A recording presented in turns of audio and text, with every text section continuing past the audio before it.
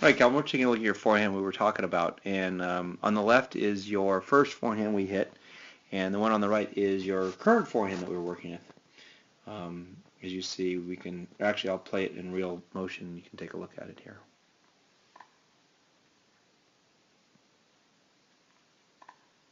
And actually, let's go back into super slow motion now. So the first thing we're talking about is actually making a loop and keeping your elbow in. Those are the things that are really important. And so if you take a look at here, your racket is actually pretty good. I mean, you're actually taking it back, and all we need to do, and we've talked about this umpteen times, is to keep that racket head going back that way rather than going straight down. If you look at your old racket, your racket should go straight down that way. So there's a good improvement. So if you want to look at the one on the left, see how your left hand, there's no windup. So this is your forehand on the left, is just basically kind of a swat. Let's call it a swat. All right.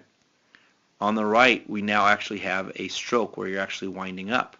And if you look at a few things, we look at your shoulder turn, all right, and look at your shoulder turn. Huge shoulder turn. That's better.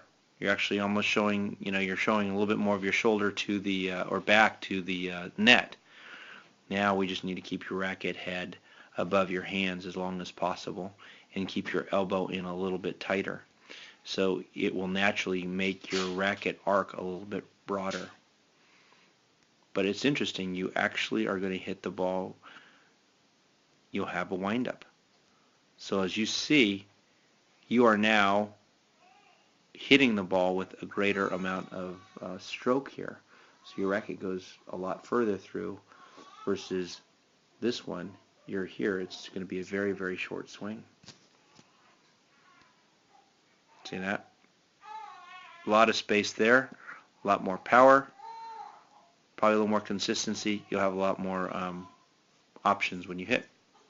So that's what we're working on. Something to keep working on.